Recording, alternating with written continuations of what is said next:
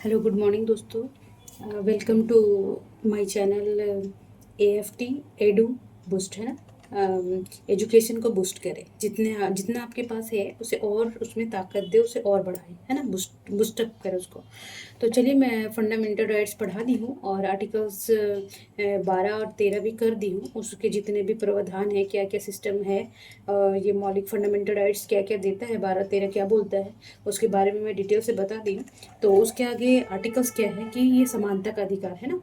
तो अनुच्छेद अनुच्छेद देखिए, ये अनुच्छेद समानता का अधिकार, और ये 14 से 18 तक आता है ना। तो 14, 15, 16, 17 और 18, तो 5 आर्टिकल्स है। ये भी पूछ लेगा कि समानता का अधिकार में कितने अधिकार है, तो ये ध्यान रखेंगे, है ना। तो चलिए, खुद पर विश्वास करना सबसे बड़ा साहस है, और करते रहे, सकारात्मक सोचे और सकारात्मक रहे, है ना। क्योंकि सकारात्मक ऊर्जा का प्रमुख स्रोत है हमारे माइंड के लिए भी और हमारे बॉडी के लिए, है ना। तो वो बूस्टर लेते रहें।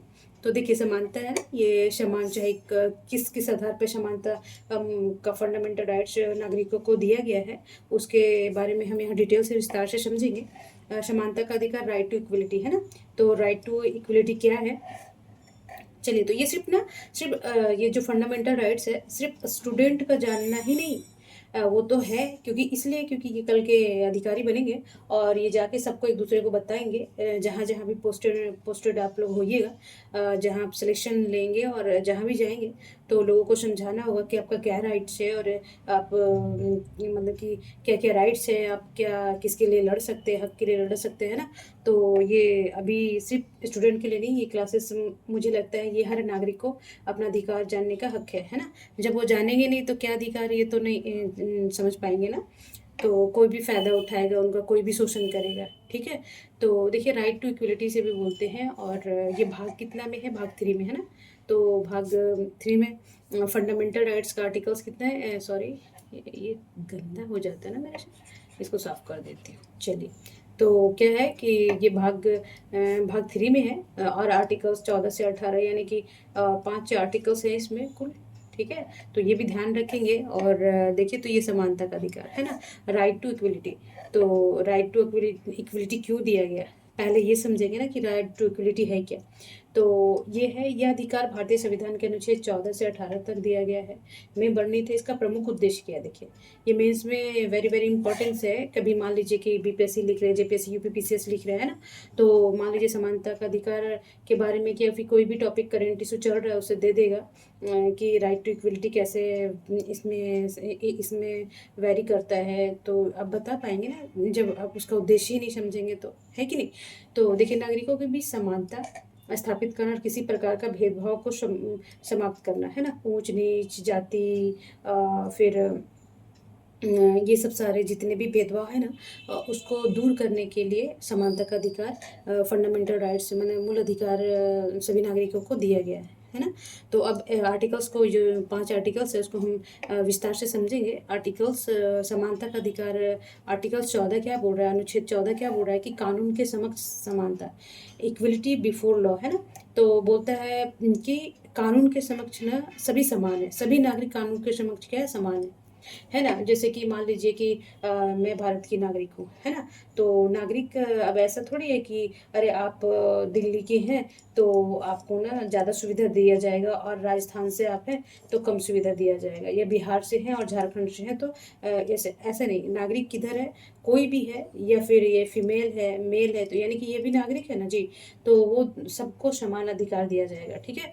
फिर है कि किसी भी व्यक्ति को कानून के संरक्षण से वंचित नहीं किया जाएगा, है ना। देखिए, ये बहुत पूछ लेता है, यूपीएससी के लिए ज़्यादा ही सब ध्यान देने की आवश्यकता है। फिर भी ये पीसीएस में भी काम आता है। तो अब ध्यान देंगे कि क्या बोलता है कि ये इसके संरक्षण से व्यक्ति को कानून के संरक्षण से वंचित नहीं किया जाएगा। अब ये बोला गया कि नहीं, कि ये फीमेल है ना, मैं इसको नहीं संरक्षित करूँगा। अच्छा चलो, ये मेल है तो मैं कर देता हूँ। अच्छा चलो, ये पंडित है तो मैं इसको संरक्षण देता हूँ, और ये एससी है, एसटी है, तो मैं इसको संरक्षण, ऐसा नहीं। ये जो कानून है, हर व्यक्ति को, किसी भी व्यक्ति को, चाहे वो जाति से हो, किसी भी धर्म से हो, तो उसको संरक्षित करेगा, है ना। उसे उसके संरक्षण से वंचित नहीं करेगा, ठीक है। और ये क्या, 2 सिद्धांतों पे कभी कभी पूछ लेगा कि समानता का अधिकार, जो जो आर्टिकल 14 है, वो किन 2 अधिकारों पे मतलब कि है, या फिर कितने अधिकार सिद्धांतों पे आधारित है ना। तो ये ध्यान रखेंगे यहाँ पे 2। ठीक है, तो अभी चलिए आगे देखते हैं कि क्या क्या बोल रहा है। कि बोल रहा है कि इक्विलिटी इक्विलिटी बिफोर लॉ, है ना। सभी व्यक्ति कानून के सामने समान है ना। और इक्वल प्रोटेक्शन ऑफ लॉ, समान परिस्थितियों। देखिए ये बहुत इंपॉर्टेंट से ध्यान रखेंगे। ओके, अभी मैं इसमें क्या अंतर है मैं बता रही हूँ। सभी व्यक्ति को कानून के सामने समान है। मान लीजिए कि राष्ट्रपति है, मान लीजिए एग्जाम्पल द्रौपदी मुर्मू जी है ना। श्रीमती श्रीमती द्रौपदी मुर्मू, है ना। तो अभी वो राष्ट्रपति हैं, पहले वो क्या है, भारत के नागरिक है, ये भी नागरिक हो गया हो ना। और जैसे कि आप हैं, या सॉरी, या फिर कोई व्यक्ति है या कोई स्टूडेंट है। मान लीजिए ये देखिए राष्ट्रपति पद पे रहते हुए उसका अलग अधिकार है। एक नागरिक, मान लीजिए ये राष्ट्रपति है, तो एक नागरिक है और ये मर्डर करके आ गई। ठीक है, तो चलो ये राष्ट्रपति है तो इसको क्या करते हैं ना, 1 माह का जेल सिर्फ दे देते हैं, है ना। और मान लीजिए कि कोई लड़का है या फिर कोई लड़की मर्डर की, तो भाई ये आम नागरिक है, तो आम नागरिक और खास नागरिक नहीं होता है, नागरिक नागरिक होता है। ठीक है, ये ध्यान रखेंगे। तो मैं ये डिफाइन कर रही हूँ कि अगर ये मर्डर किया तो कानून के समक्ष समान रहेगा, और ये मर्डर किया तो भी समान है। तो कानून के सामने सब समान है, चाहे वो राष्ट्रपति हो, मतलब नागरिक होना चाहिए, है ना। नागरिक के अकॉर्डिंग अगर जो भी सजा प्रावधान है तो हर एक नागरिक को मिलेगा, चाहे वो कोई भी हो, राष्ट्रपति हो, प्रधानमंत्री हो, है ना। तो करप्शन कोई भी करता है तो जेल जाता है ना जी। या फिर मर्डर कोई भी करता है तो ऐसा थोड़ी कि वो डीएम है और मर्डर कर दिया तो नहीं, छोड़ दो यार, वो डीएम है ना। तो ऐसा नहीं है ना, अगर डीएम है तो उसको भी 10 साल का सजा होगा और फांसी की सजा होगी, और कोई व्यक्ति भी किया है उसको भी 10 साल का सजा होगा, है ना। और इक्वल प्रोटेक्शन ऑफ लॉ, समान परिस्थितियों में सभी को समान सुरक्षा मिलेगा, है ना। जैसे कि समान परिस्थिति में मान लीजिए कि सुरक्षा सभी व्यक्तियों का कानून समान सामने समान है, और सभी परिस्थितियों में सभी को समान सुरक्षा मिलेगा, है ना। ऐसा नहीं कि कोई जेल गया तो अभी उसको ना राजा जैसा रखा जाएगा, कि नहीं भाई वो एमएलए आया है ना तो उसको राजा के जैसा रखो, ऐसा नहीं। ये भी सेम है, और कोई नागरिक भी काम किया तो उसको भी वैसे ही जेल में रखा जाएगा। तो ऐसी समान परिस्थिति है, समान जो है उसको सुरक्षा भी समान दिया जाएगा। ठीक है, तो ये ध्यान रखेंगे। जैसे देखिए यहाँ एग्जाम्पल है कि अगर प्रधानमंत्री और एक समान नागरिक अपराध कर, दोनों को समान कानून लागू होंगे, है ना। तो ये याद रखिएगा। ठीक है, अब अनुच्छेद 15 क्या बोल रहा है, देखिए इसे समानता का अधिकार में ही है। और कभी कभी पूछ लेता है कि समानता का अधिकार में कितने छेद है, या फिर कौन 15, 17, 16 ऐसे करके बोल देगा। तो वहाँ भी ध्यान रखेंगे, 14 से लेके 18 रखेंगे। 14, 15, 16, 17 और 18। ठीक है, तो ये 5 आर्टिकल्स हो गया, ये ध्यान रखेंगे। ठीक है, तो इसमें क्या बोल रहा है कि भेदभाव का निषेध, प्रोहिबिशन ऑफ डिस्क्रिमिनेशन। ठीक है, तो बोलता है कि जो भेदभाव होता है उसको मना करता है, निषेध करता है कि नहीं कोई भेदभाव नहीं करेगा। ओके, ये हमारा फंडामेंटल राइट्स है कि हमसे कोई भी भेदभाव नहीं करेगा। ठीक है ना।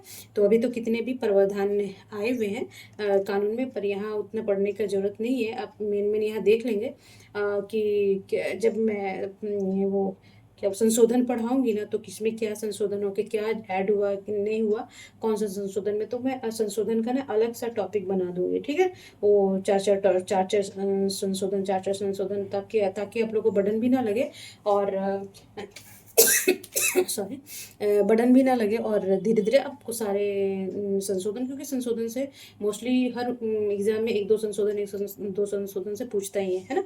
तो उसको भी पढ़ना जरूरी है, धीरे धीरे पढ़े। देखिए अभी अगर जो दे रहे हैं वो और पढ़ लेंगे, मेरा क्लास भी कंटिन्यू रखेंगे, क्योंकि कुछ ना कुछ सीखेंगे ही। और बाकी अभी जिनको अगले साल देना है या फिर नेक्स्ट ईयर देना है, तो वो धीरे धीरे आराम से मैं पॉलिटी कंप्लीट करा दूंगी।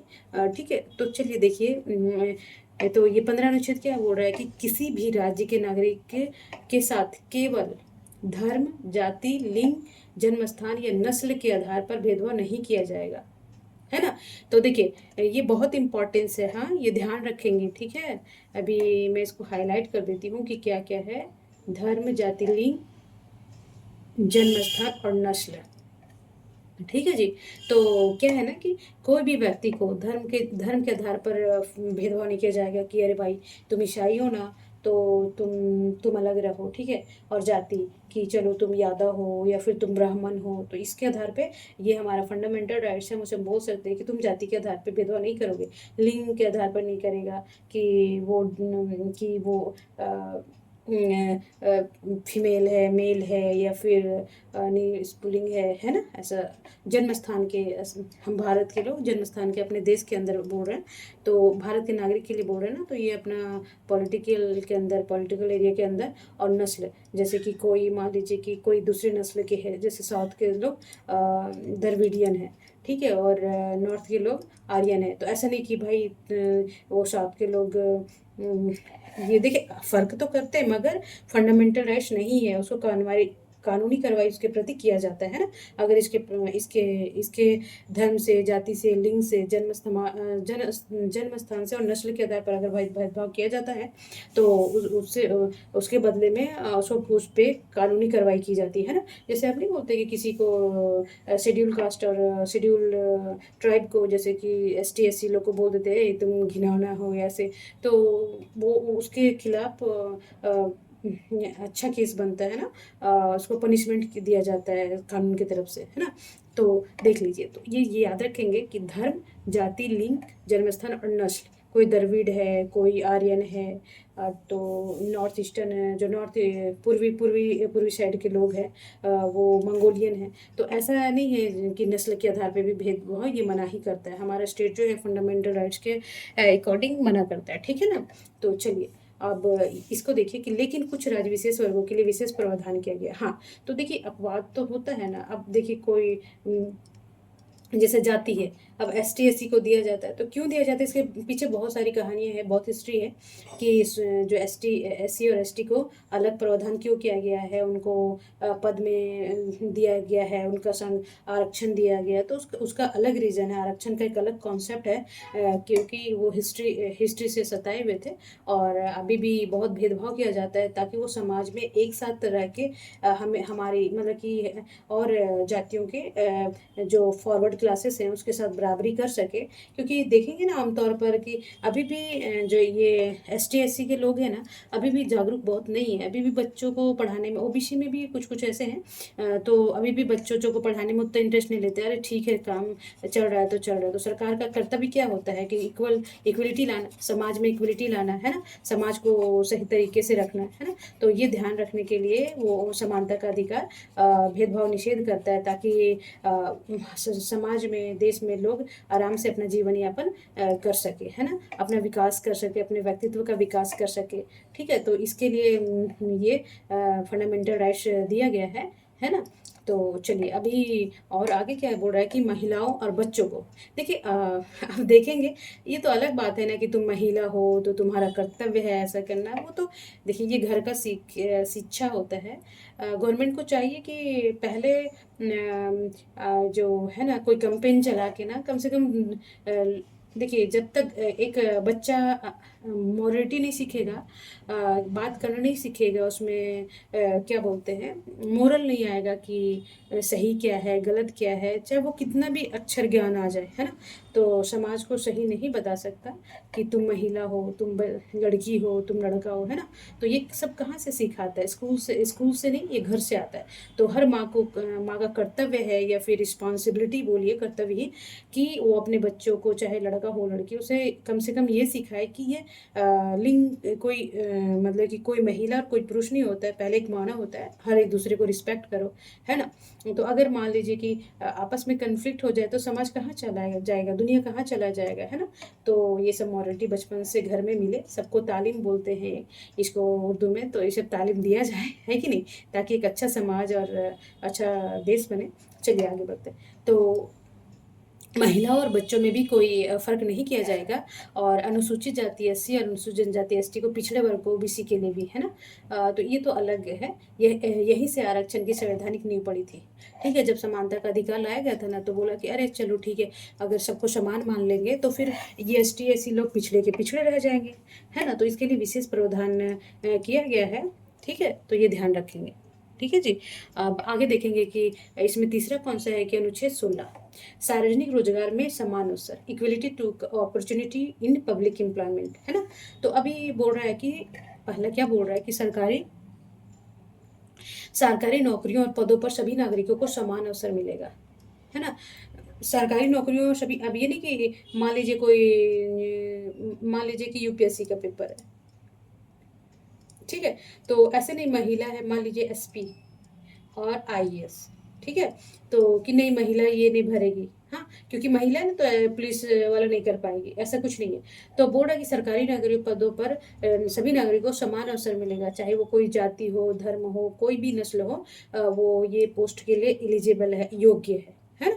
तो मैं एग्जांपल देके बता रही हूँ ताकि दिमाग में आपका फिक्स हो जाए। ओके जी, चलिए आगे। किसी भी नागरिक के साथ धर्म, जाति, लिंग, वंश, जन्म स्थान आदि के आधार पर भेदभाव नहीं किया जाएगा, ठीक है ना, कि नहीं दिया जाएगा तुम ना तुम मुस्लिम हो या फिर सिख हो ना, तुम आगे इसका नहीं भर सकते हो, आईपीएस का नहीं भर सकते, तुम आईएफएस का भर लो, है ना। तो ऐसा नहीं है, कोई भी जाति का है, या ब्राह्मण हो या फिर सिंह हो या फिर कोई भी यादव हो, तो ऐसा नहीं कह रहे तुम यादव हो ना तो तुम नहीं फॉरवर्ड वाले भरेंगे, ऐसा नहीं है ना। महिला पुरुष भी नहीं है, वंश भी नहीं है, और जन्म स्थान भी नहीं है, तो इस आधार पे जो राज्य है वो कोई भी फर्क नहीं करेगा, चाहे कोई भी जाति, धर्म, लिंग, वंश, आधार जो भी हो, ठीक है। आगे चलेंगे।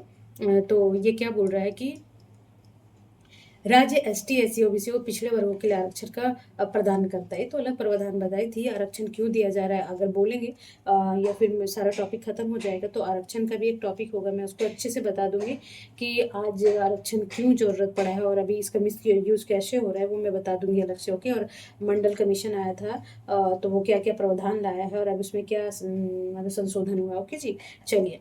तो अभी यह सामाजिक न्याय और समान अवसर सुनिश्चित करता है, ये सामाजिक न्याय और समान अवसर सुनिश्चित करता है ना। तो अब देखिए ये क्या करता है, समान अवसर सभी को, चाहे वो कोई जाति से, लिंग से, कोई भी नस्ल से हो, वो समान अवसर और समान न्याय सबको प्रदान करता है। आर्टिकल्स पूछ लेगा ना यहाँ पे, देखिए सामाजिक न्याय और समान अवसर कौन प्रदान करता है, तो आर्टिकल्स 15। तो ये ध्यान रखेंगे जी, हाँ, इसलिए समझाने का मेन है कि कोई भी लाइन उठा देगा और पूछ देगा उससे रिलेटेड ना, तो जब आप जानेंगे तभी तो कर पाएंगे, है कि नहीं।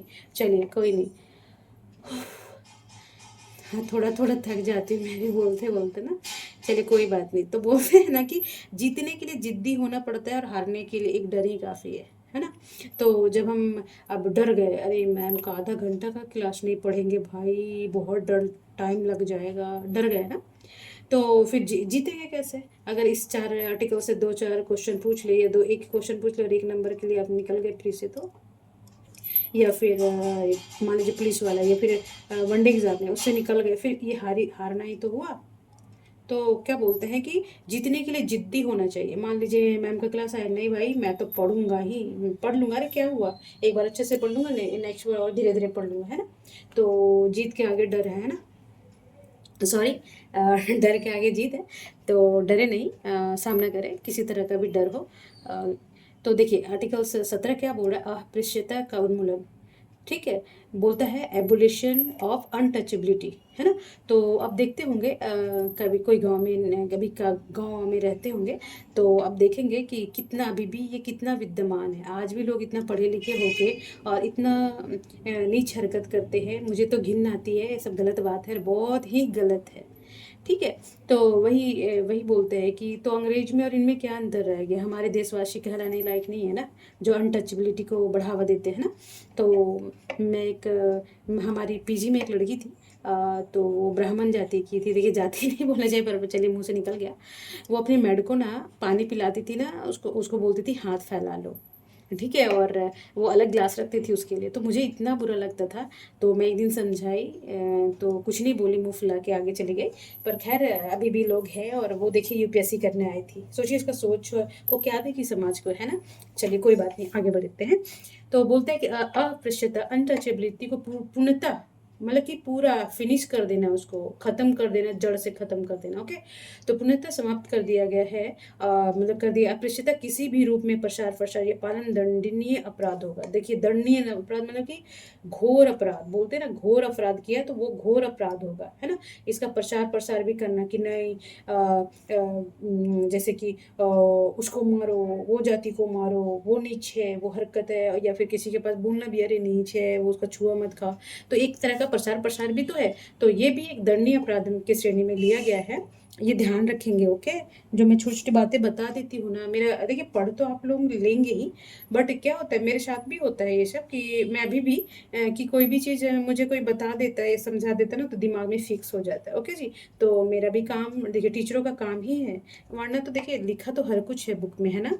तो अच्छे तरह से समझा देना, दिमाग में फिक्स कराना टीचर का काम होता है। ठीक है जी, चलिए।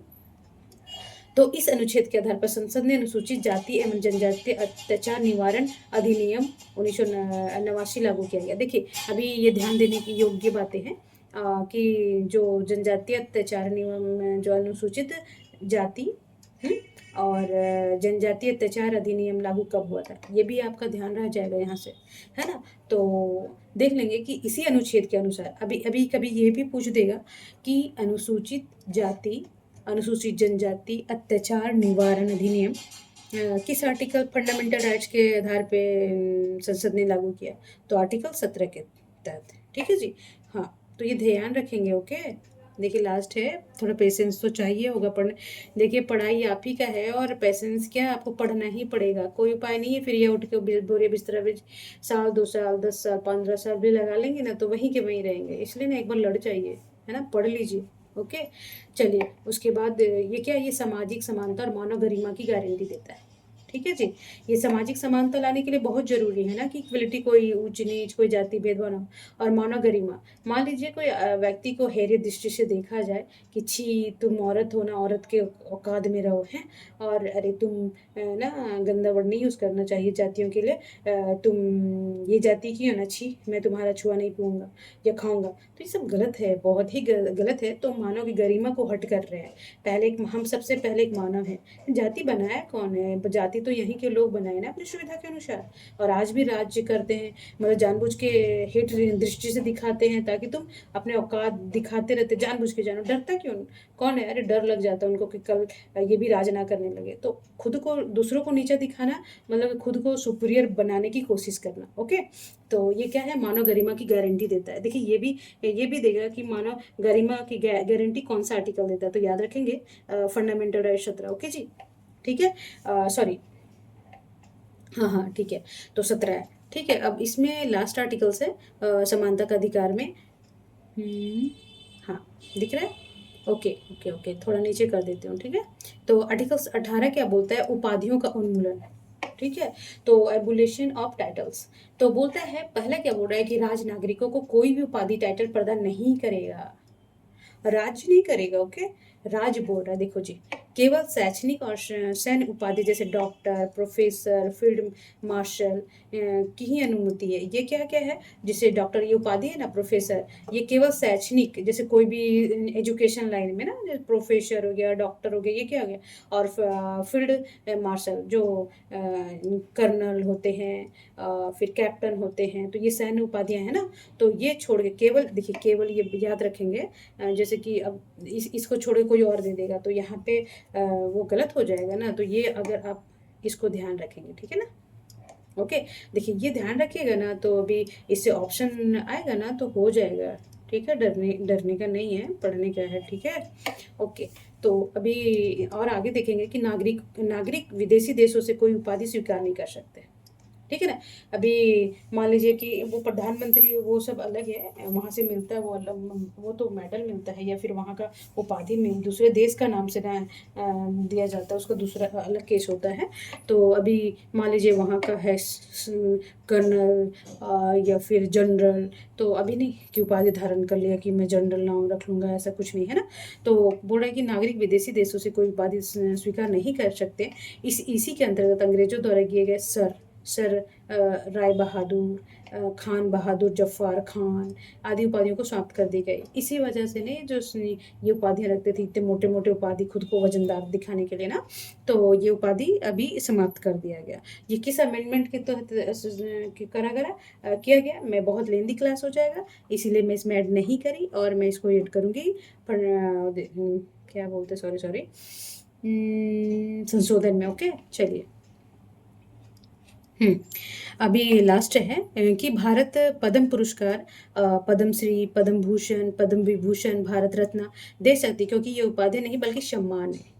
अभी बोलेंगे ना, जैसे ऐसे बोलते हैं, देखिए उपाधि मिला है रे वो पद्मश्री से, तो ये सम्मान है, ये ध्यान रखेंगे ना, वो सम्मानित किया जाता है, नहीं बोलते कि इसको सम्मानित किया गया पद्मश्री से, पद्म भूषण से, पद्म विभूषण से, भारत रत्न से, है ना? तो ये ध्यान रखेंगे। तो अभी मैं जब पढ़ा, ये पॉलिटी का ही टॉपिक बनेगा, या हिस्ट्री का, ये पॉलिटी का ही टॉपिक बनेगा, तो मैं ये तीनों चारों के बारे में डिटेल से एक क्लास बना दूँगी। पद्मश्री, पद्म भूषण और पद्म विभूषण किस-किस एरिया में मिलता है, क्या-क्या मिलता है, कब से स्टार्ट हुआ, ये टोटल, ठीक है जी? तो अब देखिए पुरस्कार ही कोई जैसे मिलाने दे देगा, है ना? तो अब बोलेंगे अरे पद्मश्री तो भाई उपाधि तो है, तो नहीं जी, इसको काट देंगे क्योंकि ये सम्मान है, तो ध्यान रखेंगे, हाँ। तो मुझे लगता है कि अभी जो जितने भी मैं आर्टिकल्स 5 पढ़ाई हूँ, आप लोग को समझ में अच्छे से आ गया होगा, है ना? और अगर कुछ भी क्वेरी रही तो आप मैसेज में लिखेंगे, मैं ज़रूर देखूंगी आप लोग का मैसेज, और कुछ प्रॉब्लम रहा तो मैं सुधारने की कोशिश करूँगी, है ना, सुधारूँगी, ठीक है। और कहीं लगे कि हाँ ये कम हो रहा है तो बताएंगे जी, ठीक है। मगर देखिए ध्यान से कर लीजिए, इसे कोई भी आप इसको देख के ना फिर आप ऑब्जेक्टिव में इससे रिलेटेड ऑब्जेक्टिव क्वेश्चन बना दूंगी। तब तक अपना ध्यान रखें, सकारात्मक सोचिए, सकारात्मक रहें, और तब तक अपने फैमिली और अपना ध्यान रखें, खूब पढ़े, स्वस्थ रहें, मस्त रहें। नमस्कार।